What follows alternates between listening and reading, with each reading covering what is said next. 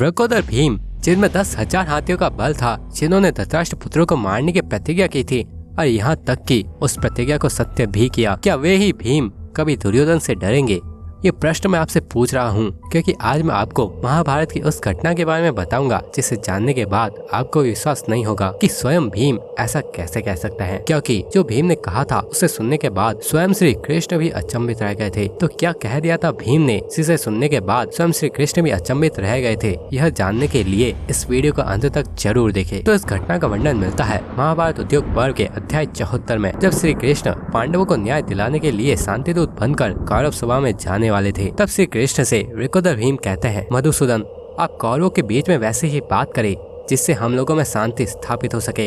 युद्ध की बात सुनाकर उन्हें भयभीत न कीजिएगा। दुर्योधन असहनशील, क्रोध में भरा रहने वाला, श्रेय का विरोधी और मन में बड़े बड़े हौसले रखने वाला है। अतः उसके प्रति कठोर बात न कहिएगा, उसे साम नीति के द्वारा ही समझाने का प्रयत्न कीजिएगा। दुर्योधन स्वभाव से ही पाप आत्मा है। उसके हृदय में डाकुओं के समान क्रूरता भरी रहती है। वह ऐश्वर्य के मद में उन्मत्त हो गया है और पांडवों के साथ सदा वैर बांधे रखता है। वह अदूरदर्शी, निष्ठुर वचन बोलने वाला, दीर्घ काल तक क्रोध को मन में संचित रखने वाला, शिक्षा देने या सन्मार्ग पर ले जाए जाने की योग्यता से रहित है। पाप आत्मा तथा सत्ता से प्रेम रखने वाला है। श्री कृष्ण, वह मर जाएगा किंतु झुक न सकेगा, अपनी टेक नहीं छोड़ेगा। मैं समझता हूँ ऐसे दुराग्रही मनुष्य के साथ संधि स्थापित करना अत्यंत दुष्कर कार्य है। दुर्योधन हितेशु के भी विपरीत आचरण करने वाला है। उसने धर्म को तो त्याग ही दिया है, झूठ को भी प्रिय मानकर अपना लिया है। वह मित्रों की भी बातों का खंडन करता है और उनके हृदय को चोट पहुंचाता है। उसने क्रोध के वशीभूत होकर दुष्ट स्वभाव का आश्रय ले रखा है। वह तिनकों में छिपे सर्प की भांति स्वभावतः दूसरों की हिंसा करता है। भगवान,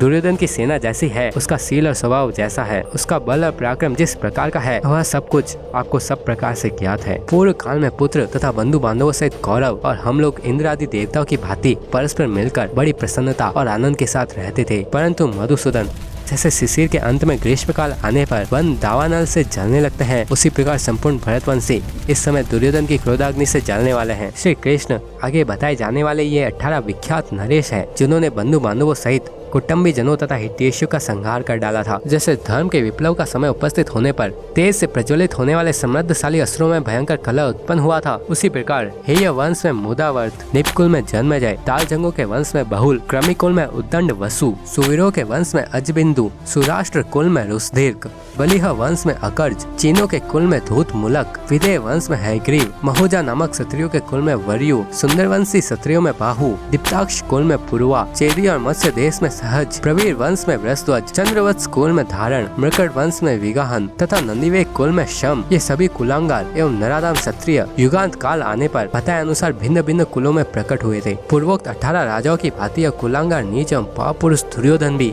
इस द्वापर युग के अंत में काल से प्रेरित हो हमारे कुल के विनाश का कारण होकर उत्पन्न हुआ है। अतः भयंकर पराक्रमी श्री कृष्ण आप उससे जो कुछ भी कहे कोमल एवं मधुर वाणी में धीरे धीरे कहे। आपका कथन धर्म एवं अर्थ से युक्त तथा हितकर हो, उसमें तनिक भी उग्रता न आने पावे। साथ ही इसका भी ध्यान रखे कि आपकी अधिकांश बातें उसकी रुचि के अनुकूल हो। भगवान, हम सब लोग नीचे पैदल चलकर अत्यंत नम्र होकर दुर्योधन का अनुसरण करते रहेंगे, परंतु हमारे कारण से भरतवंशों का नाश न हो। वसुदेव, हमारा कौरवों के साथ उदासीन भाव एवं तटस्था बर्ताव भी जैसे बना रहे, वैसा ही प्रयत्न आपको करना चाहिए। किसी प्रकार भी कौरवों को अन्याय का स्पर्श नहीं होना चाहिए। श्री कृष्ण, आप वहाँ बूढ़े पितामह भीष्म जी तथा अन्य सभासदों से ऐसा करने के लिए ही कहे, जिससे सब भाइयों में सौहार्द बना रहे और दुर्योधन भी शांत हो जाए। मैं इस प्रकार शांति स्थापना के लिए कह रहा हूँ। राजा युधिष्ठिर भी शांति की ही प्रशंसा करते हैं और अर्जुन भी युद्ध के इच्छुक नहीं है। भीमसेन के मुख से यह अभूतपूर्व महत्वपूर्ण वचन सुनकर महाबाहुगान श्री कृष्ण हंसने से लगे। जैसे पर्वत में लघुता जाए और अग्नि में शीतलता प्रकट हो जाए, उसी प्रकार उनमें नम्रता का प्रादुर्भाव हुआ था। यह सोचकर सांग धनुष धारण करने वाले रामानुज श्री कृष्ण अपने पास बैठे हुए वृकोदर भीमसेन का, जो उस समय दया से द्रवित हो रहे थे, अपने वचनों द्वारा उत्तेजित करते हुए बोले, भैया भीमसेन, आज के सिवा और दिन तो तुम हिंसा से ही प्रसन्न होने वाले क्रूर धृतराष्ट्र पुत्रों को मसल डालने की इच्छा मन में लेकर सदा युद्ध की ही प्रशंसा किया करते थे। परम तब इन्हीं विचारों में डूबे रहने के कारण तुम रात में सोते भी नहीं थे, जागते ही रहते थे। कभी सोना ही पड़ा तो आधे मुंह लेट जाते और सदा घोर, अशांत तथा रोष भरी बातें ही तुम्हारे मुख से निकलती थी। भारी बोझ से पीड़ित दुर्बल मनुष्य की भांति तुम एकांत में बैठकर जोर जोर से सांस खींचते रहते थे। इसलिए तुम्हें कुछ लोग जो इस बात को नहीं जानते हैं, वे पागल मानते हैं। तुम अपने भाइयों के बीच में सत्य की शपथ खाकर बार बार गदा छूते हुए कहते थे, जैसे सूर्यदेव पूर्व दिशा में उदित होते हुए अपने तेजो मंडल को प्रकट करते हुए दिखाई देते हैं और पश्चिम दिशा में वे ही अंशमूली अस्ताचल को जाकर निश्चित रूप से मेरु पर्वत की परिक्रमा करते हैं। उनके इस नियम में कभी भी कोई अंतर नहीं पड़ता। उसी प्रकार मैं यह सच कहता हूँ कि अमरशील दुर्योधन के पास जाकर अपनी गदा से उसके प्राण ले लूंगा। मेरे इस कथन में कभी कोई अंतर नहीं पड़ सकता, परंतु ऐसी प्रतिज्ञा करने वाले तुम जैसे वीर शिरोमणि की बुद्धि आज शांति स्थापना में लग रही है, यह आश्चर्य की बात है। अहो, युद्ध का अवसर उपस्थित होने पर पहले से युद्ध की अभिलाषा रखने वाले लोगों के विचार भी इतने बदल जाते हैं कि वे विपरीत सोचने लगते हैं। भीमसेन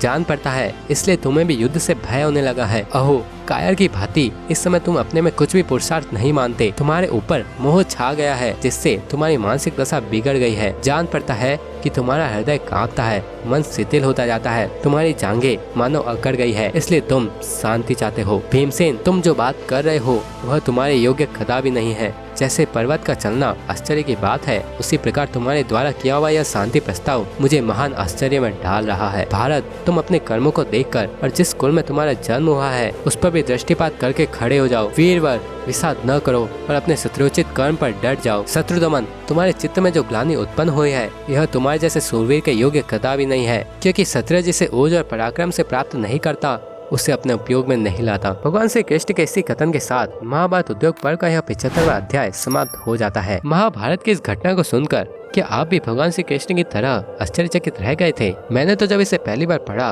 तो मुझे तो विश्वास नहीं हुआ था, पर इस अध्याय के अंत में जो कुछ भी भगवान श्री कृष्ण ने भीम के प्रति कहा उससे मैं तो काफी ज्यादा उत्साहित हुआ कि हमारे जीवन में भले ही कितनी ही असफलताएं और नकारात्मकता आए, पर हमें अपने कर्म के प्रति डटकर खड़ा होना चाहिए। तो आपको यह वीडियो कैसा लगा ये कमेंट करें और ऐसे ही वीडियो देखने के लिए विश्व गुरु भारतवर्ष को जरूर सब्सक्राइब करें। अब मिलते हैं इस वीडियो में। जय श्री कृष्ण।